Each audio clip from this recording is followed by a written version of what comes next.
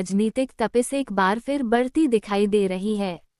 भाजपा में शामिल होने की अटकलों के बीच झारखंड में सियासी हलचल के बीच एक बड़ी खबर है कि कोल्हान टाइगर के नाम से मशहूर और झारखंड के पूर्व मुख्यमंत्री और झारखंड मुक्ति मोर्चा नेता चंपाई सोरेन झामुमो से नाता तोड़कर बहुत जल्द भाजपा का दामन थामने के लिए दिल्ली पहुंच गए हैं। चंपाई सोरेन के साथ कोल्हान के कुछ विधायकों के भी साथ होने की चर्चा है। इनमें दशरथ गागराई, रामदास सोरेन, चमरा लिंडा, लोबिन हेम्ब्रम और समीर मोहंती का नाम शामिल है। शिबू सोरेन के करीबी रहने वाले चंपाई सोरेन सोशल मीडिया के माध्यम से अपना पोस्ट साझा किया है। आइए जानते हैं ये पोस्ट क्या बताता है। जोहार साथियों, आज समाचार देखने के बाद आप सभी के मन में कई सवाल उमड़ रहे होंगे। आखिर ऐसा क्या हुआ जिसने कोल्हान के एक छोटे से गांव में रहने वाले एक गरीब किसान के बेटे को इस मोड़ पर लाकर खड़ा कर दिया। अपने सार्वजनिक जीवन की शुरुआत में औद्योगिक घरानों के खिलाफ मजदूरों की आवाज उठाने से लेकर झारखंड आंदोलन तक मैंने हमेशा जन सरोकार की राजनीति की है। राज्य के आदिवासियों, मूलवासियों, गरीबों, मजदूरों, छात्रों एवं पिछड़े तबके के लोगों को उनका अधिकार दिलवाने का प्रयास करता रहा हूँ। किसी भी पद पर रहा अथवा नहीं, लेकिन हर पल जनता के लिए उपलब्ध रहा, उन लोगों के मुद्दे उठाता रहा जिन्होंने झारखंड राज्य के साथ अपने बेहतर भविष्य के सपने देखे थे। इसी बीच 31 जनवरी को एक अभूतपूर्व घटनाक्रम के बाद इंडिया गठबंधन ने मुझे झारखंड के 12वें मुख्यमंत्री के तौर पर राज्य की सेवा करने के लिए चुना। अपने कार्यकाल के पहले दिन से लेकर आखिरी दिन 3 जुलाई तक मैंने पूरी निष्ठा एवं समर्पण के साथ राज्य के प्रति अपने कर्तव्यों का निर्वहन किया। इस दौरान हमने जनहित में कई फैसले लिए और हमेशा की तरह हर किसी के लिए सदैव उपलब्ध रहा। बड़े बुजुर्गों, महिलाओं, युवाओं, छात्रों एवं समाज के हर तबके तथा राज्य के हर व्यक्ति को ध्यान में रखते हुए हमने जो निर्णय लिए उसका मूल्यांकन राज्य की जनता करेगी। जब सत्ता मिली तब बाबा तिलका मांझी, भगवान बिरसा मुंडा और सिदो कान्हू जैसे वीरों को नमन कर राज्य की सेवा करने का संकल्प लिया था।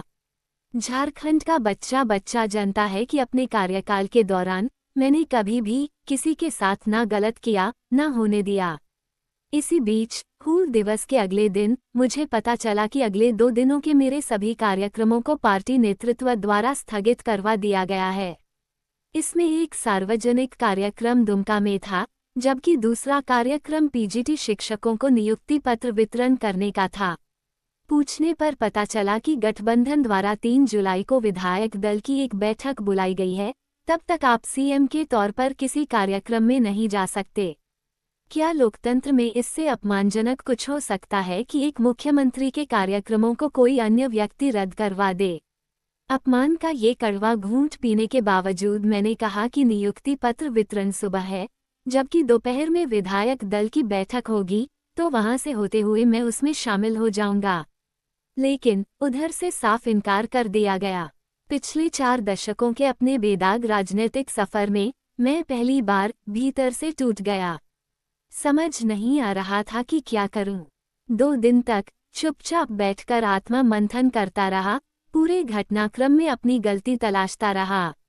सत्ता का लोभ रत्ती भर भी नहीं था, लेकिन आत्मसम्मान पर लगी इस चोट को मैं किसे दिखाता? अपनों द्वारा दिए गए दर्द को कहाँ जाहिर करता?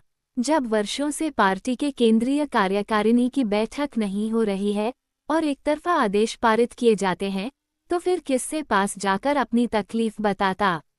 इस पार्टी में मेरी गिनती वरिष्ठ सदस्यों में होती है, बाकी लोग जूनियर हैं और मुझसे सीनियर सुप्रीमो जो हैं, वे अब स्वास्थ्य की वजह से राजनीति में सक्रिय नहीं हैं। फिर मेरे पास क्या विकल्प था? अगर वे सक्रिय होते तो शायद अलग हालात होते। कहने को तो विधायक दल की बैठक बुलाने का अधिकार मुख्यमंत्री का होता है, लेकिन मुझे बैठक का एजेंडा तक नहीं बताया गया था। बैठक के दौरान मुझसे इस्तीफा मांगा गया। मैं आश्चर्यचकित था, लेकिन मुझे सत्ता का मोह नहीं था, इसलिए मैंने तुरंत इस्तीफा दे दिया, लेकिन आत्मसम्मान पर लगी चोट से दिल भावुक था। पिछले 3 दिनों से हो रहे अपमानजनक व्यवहार से भावुक होकर मैं आंसुओं को संभालने में लगा था, लेकिन उन्हें सिर्फ कुर्सी से मतलब था।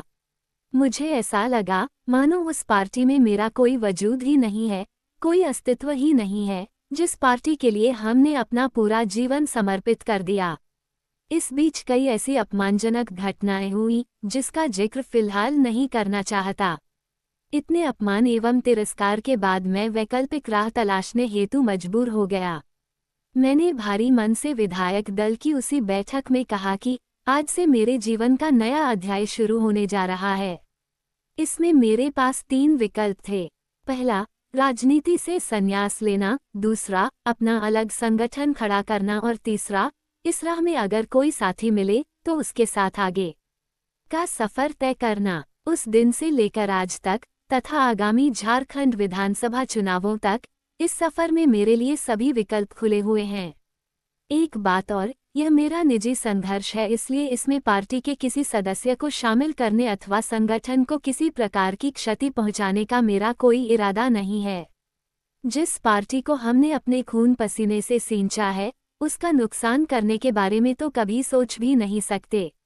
लेकिन हालात ऐसे बना दिए गए हैं कि आपका चंपाई सोरेन।